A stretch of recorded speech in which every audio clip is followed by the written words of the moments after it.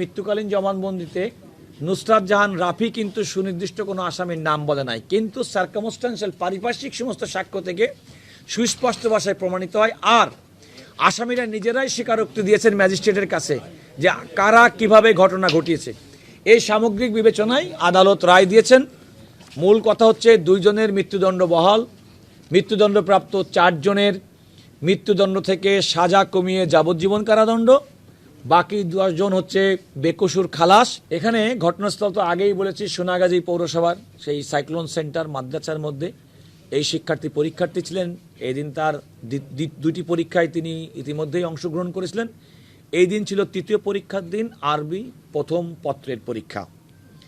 ঘটনার সময় তার বান্ধবী, যে কিনা পূর্ববর্তী ঘটনা অর্থাৎ জনাব SM সিরাজউদ্দৌলা 27/3/2019 তারিখে এই সেখানকার দপ্তরি নুরুল আমিনের মাধ্যমে আমাদের এই ভিকটিম নুসরাত জাহান রাফিকে তার অফিসে ডেকে নেন এবং তার শ্লীলতাহানি করেন।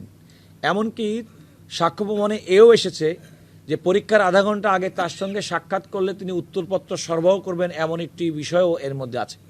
কিন্তু নুসরাত জাহান রাফি তার এই অনৈতিক প্রস্তাবে রাজি হননি এবং তিনি তার যে কোনো অনৈতিক প্রস্তাবে অস্বীকার করেছেন। এই ঘটনার উপরে প্রিন্সিপাল সুপার SM সিরাজউদ্দৌলার বিরুদ্ধে পূর্বের একটি মামলা হয়।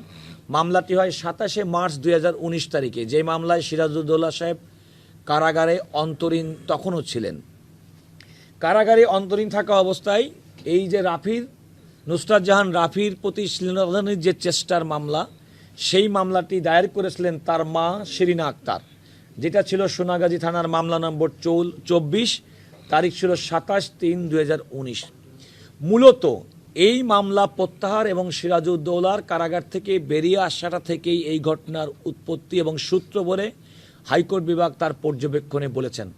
হাইকোর্ট বিভাগ তার পর্যবেক্ষণে সুস্পষ্টভাবে সেই বলেছেন 27শে মার্চ 2019 তারিখে সুপার SM সিরাজউদ্দৌলা যদি নুসরাত জাহান রাফিকে তার রুমে ডেকে এই ধরনের শ্লীলতাহানির চেষ্টা না করতেন এবং এই ধরনের অন্যায় প্রস্তাব না দিতেন, তাহলে পরবর্তী কোনো ঘটনা হয়তো ঘটতো না। পরবর্তী ঘটনা বলতে এমন যে তার মামলায় কারাগারে যাওয়া, কারাগারে আটক থাকা, তার মুক্তির জন্যে মানববন্ধন করা, তার মুক্তির বিপক্ষে মানুষের অবস্থান করা, সমাজের মধ্যে একটা বৈপরীত্য দ্বন্দ্ব সৃষ্টি করা, এগুলো করতো না।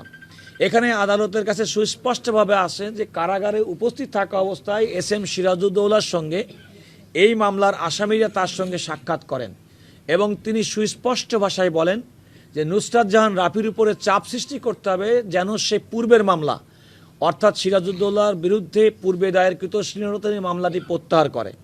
যদি কোনো কারণে রাফি এই মামলা প্রত্যাহার না করে, তাহলে তাকে হত্যা করা এবং এমনভাবে হত্যা করা যেন মানুষ মনে করে এটা আত্মহত্যা বলে চালিয়ে দেওয়া যায়। এবং শুরুতেই এই ঘটনাটিকে একটা আত্মহত্যা বলে চালিয়ে দেওয়ার প্রবণতা বেশ কয়েকটা আসামির মধ্যে ছিল, যেটা অন্যান্য সাক্ষ্য দ্বারা প্রমাণিত হয়েছে। এবং আপনারা জানেন যে এই মামলার শুরুতেই নুসরাত জাহান রাফির ভাই বাদী মাহমুদুল হাসান নোমান শুরুতে 8 জনকে আসামি করলেও পরবর্তীতে তার বোনের যে ডাইং ডিক্লারেশন মৃত্যুকালীন জবানবন্দি সম্পর্কে অডিও রেকর্ড, ভিডিও রেকর্ড তদন্তকারী সংস্থার কাছে সরবরাহ করেছেন। শুধুমাত্র সেগুলোর বাইরেও একজন মৃত্যুকালীন জবানবন্দি হিসেবে গ্রহণ করেছেন আদালত, যে আমি আগেই বলেছি আবারও বলছি যে ঘটনার সঙ্গে সঙ্গে তাকে একটি CNG করে সোনাগাজী হেলথ কমপ্লেক্সে নেওয়া হয়। যেহেতু সে অগ্নিদগ্ধ ছিল, সেখান থেকে তাকে ফেনী সদর হাসপাতালে নেওয়া হয়। তারা ঢাকা মেডিকেল কলেজ হাসপাতালের বার্ন ইউনিটে রেফার করেন এবং তাকে বার্ন ইউনিটে ভর্তি করা হয়।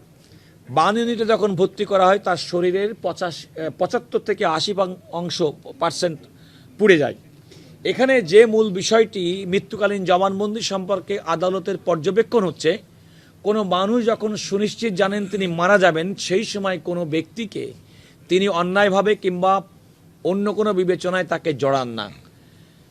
নিহত নুসরাত জাহান রাফি তার মৃত্যুকালীন জবানবন্দিতে কারা তাকে আগুন দিয়েছে কিংবা কারা তাকে ম্যাচ জ্বালিয়ে দিয়েছে এ কথা কিন্তু বলেননি। তিনি সুস্পষ্টভাবে বলেছেন 4 জন ব্যক্তির কথা। এখন এই 4 জন ব্যক্তির কথা বলতে গিয়ে আদালত তার ভাইয়ের সরবরাহকৃত অডিও রেকর্ড কিংবা ভিডিও রেকর্ড, আরেক ভাই কর্তৃক রেকর্ডীয় ভিডিও রেকর্ড, তার বক্তব্য অনুযায়ী তিনি ঢাকা আসার পথে কুমিল্লাতে তার বক্তব্য রেকর্ড করেছেন। সেগুলো হচ্ছে বড় বিবেচনায় নিয়েছে যে ঢাকা মেডিকেল কলেজের ডাক্তার, এই ওনার নাম হচ্ছে 81 নম্বর সাক্ষী, ওনার ওবায়দুল ইসলামের যে মৃত্যুকালীন জবানবন্দি এবং সেখানকার নার্স সহ তাদের সাক্ষ্য, সেটা আদালত সাক্ষ্য হিসেবে গ্রহণ করে বলেছেন যে ফেনীর সোনাগাজীতে ঘটনাস্থল হলেও বার্ন ইউনিটি পর্যন্ত আসতে সময় লেগেছে মাত্র 7 ঘন্টা। এই 7 ঘন্টার সময়ের মধ্যে ডাক্তার নিহত নুসরাত জাহান রাফির মৃত্যুকালীন জবানবন্দি রেকর্ড করেছেন। সুতরাং রাফির পক্ষ থেকে কোনো ব্যক্তিকে অন্যায়ভাবে জড়ানো কোনো সুযোগ ছিল না। সুতরাং ডাক্তার উবায়েদের এই যে মৃত্যুকালীন জবানবন্দির রেকর্ডটাকে আদালত অলঙ্ঘনীয় এভিডেন্স হিসেবে গ্রহণ করেছেন এবং তার জবানবন্দিটাকে এই রায়ে দেওয়ার ক্ষেত্রে বিবেচনা করেছেন। এখন প্রশ্ন আসতে পারে যে তাহলে এই বেনিফিটটা কিভাবে দিল। সেটা হচ্ছে সিরাজউদ্দৌলা সম্পর্কে সুস্পষ্ট আদালতের অবজারভেশন, তার বিরুদ্ধে পূর্বে দায়েরকৃত শ্লীলতাহানির মামলা প্রত্যাহারের জন্য রাফির উপরে চাপ দেওয়া সত্ত্বেও সে মামলা প্রত্যাহারে রাজি না হয় তার পরিকল্পনা নির্দেশনা মোতাবেক তাকে প্রথমত ঘটনার দিন পরীক্ষা কেন্দ্র থেকে মিথ্যা কথা বলে, মিথ্যা কথাটা কি ছিল যে তার বান্ধবী নিশাতকে সাইক্লোন সেন্টারের ছাদের উপরে কে বা কেউ আহত করছে।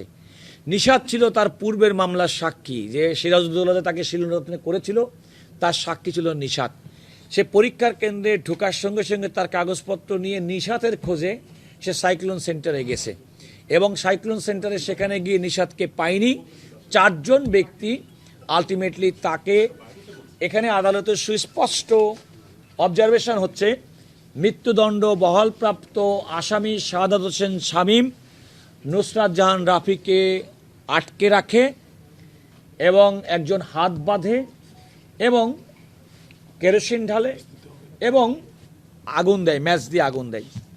এই যে বেনিফিটটা যেটা বলেছেন সেখানে সাক্ষ্যদের মধ্যে আলটিমেটলি কে হাত ধরেছে এবং কে আগুন দিয়েছে এই বিষয়টার একটা কনফিউশনের কারণে বাকি যে 4 জনের আসামির কথা বললাম সেই 4 জন যারা যাবজ্জীবন দণ্ডপ্রাপ্ত হয়েছেন তার একটা বেনিফিট তারা পেয়েছে।